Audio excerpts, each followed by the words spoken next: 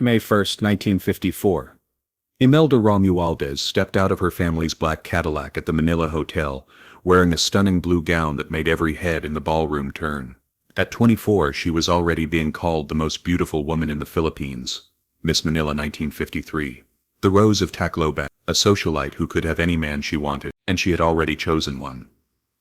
Ariston Nakpil, a wealthy architect from one of Manila's most prestigious families. Handsome, educated, rich, and completely devoted to her. They had been courting for months. Everyone expected an engagement announcement any day. But that night, at a political fundraiser that would change Philippine history, Imelda Romualdez was about to meet a man who would steal her away from everything she had planned. A man who would seduce her with the most elaborate lies ever told for love. A man named Ferdinand Marcos. This isn't just a love story, this is the story of how the most beautiful woman in the Philippines was conquered by the most convincing liar in Asia. And how that conquest would eventually cost 54 million Filipinos their freedom. To understand how Ferdinand Marcos stole Imelda Romualdez, you need to understand what he was stealing her from. Imelda wasn't just another pretty girl looking for a husband. She was Philippine aristocracy. The Romualdez were one of the most powerful political families in Leyte province. Her father was a judge, her cousins were congressmen, her family owned vast sugar plantations. More importantly, she was already promised to someone perfect for her social status. Ariston Nakpil wasn't just wealthy. He was from the right family, with the right connections, and the right future.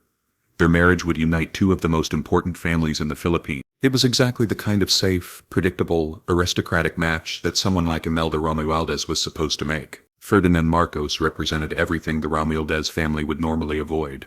Yes, he was a congressman from Ilocos Norte. But he was also recently acquitted of murdering his father's political opponent. He came from a middle-class family with no old money connections. He was 10 years older than Imelda, and most people who knew him described him as calculating, ambitious, and ruthless. But Ferdinand Marcos had something that Ariston Nakpil didn't have: the most compelling origin story in Philippine politics. By 1954, Marcos had spent 8 years constructing an elaborate mythology about his World War II service. According to his version, he had been the most decorated Filipino soldier in the Pacific War. General Douglas MacArthur had personally pinned medals on his chest. He had led guerrilla operations behind enemy lines.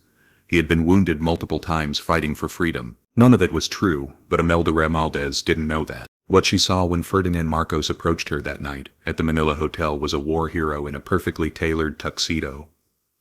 A man who had literally bled for his country.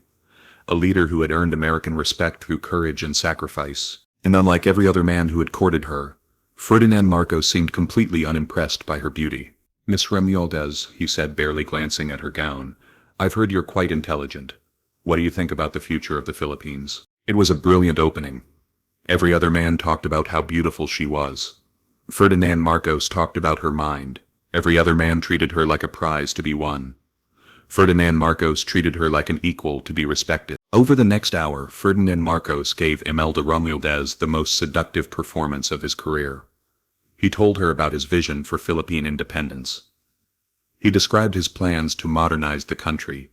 He spoke about the importance of strong families in building strong nations. But most importantly, he told her stories about the war that made him sound like a Filipino version of an American movie hero. "I remember the night we ambushed the Japanese convoy near Bataan," he said, his voice low and intense. 12 of us against 40 of them. But we had something they didn't have. We were fighting for our homes, our families, our future. None of this had happened. But Imelda hung on every word. "General MacArthur told me something that night when he decorated me," Marcos continued. He said, "Ferdinand, the Philippines needs leaders who understand that freedom isn't free. Men like you will lead the new Asia." This conversation had never taken place, but to Imelda it sounded like destiny. By the end of that evening, Ferdinand Marcos had accomplished something remarkable. He had made the most sought-after woman in Manila forget about every other man in the room, including the one who was supposed to marry her. But one evening wasn't enough to steal someone like Imelda Romualdez. For that, Ferdinand Marcos needed a campaign. Over the next 10 days, Ferdinand Marcos pursued Imelda with the same strategic intensity he brought to politics. He sent flowers every morning with handwritten notes about Philippine history. He arranged for mutual friends to invite them both to the same social events. He found excuses to drive past the Romualdez family home in his convertible. Most importantly, he continued building the mythology that would seduce her. The story of Ferdinand Marcos, war hero and future president. Each time they met, the stories became more elaborate. The battles became more dangerous. The decorations became more prestigious. The praise from American generals became more effusive. MacArthur's staff told me I reminded them of a young Eisenhower, he told her over dinner at the Army and Navy Club. They said I had the same instincts for leadership under pressure. President Truman personally thanked me for my service when I visited Washington, he mentioned while walking through Rizal Park. He said the Philippines was lucky to have patriots like me. None of these meetings had happened.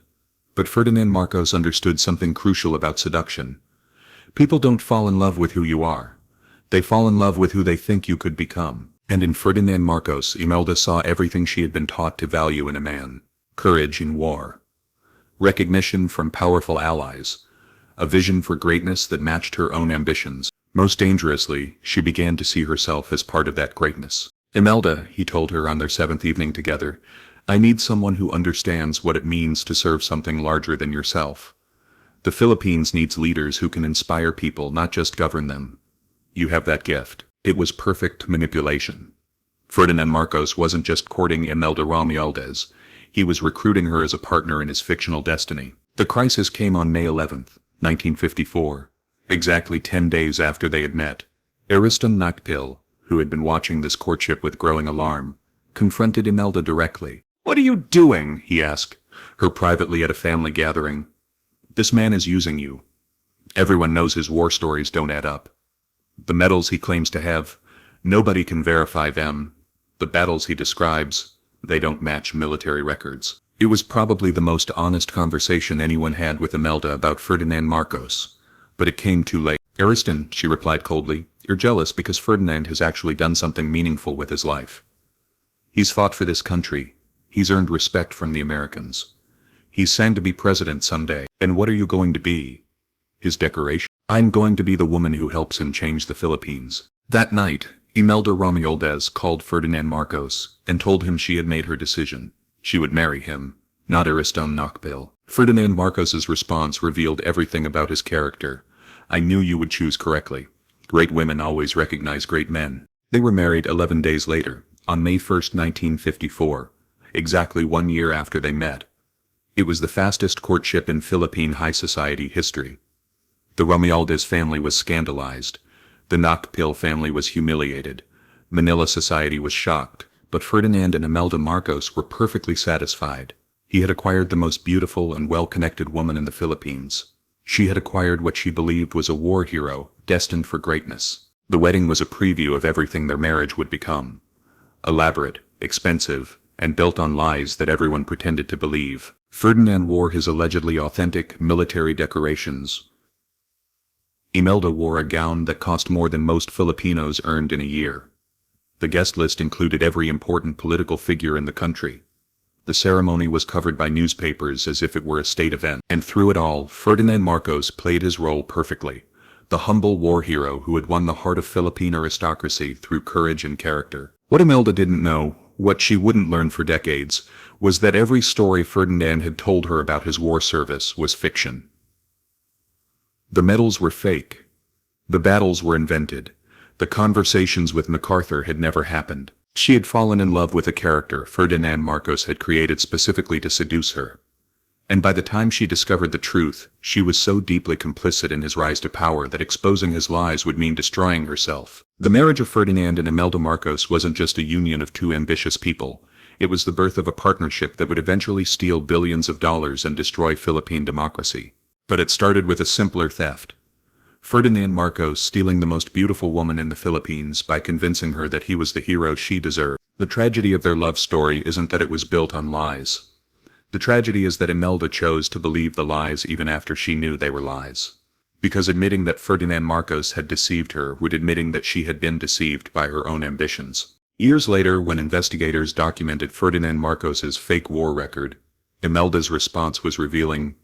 Even if the medals weren't real, the man who wore them was real, and that man became the president of the Philippines. She had learned to love the lie more than the truth, because the lie had made her the most powerful woman in Asia. Today, the story of how Ferdinand Marcos wooed Imelda Romualdez is remembered as one of the great romantic deceptions in political history.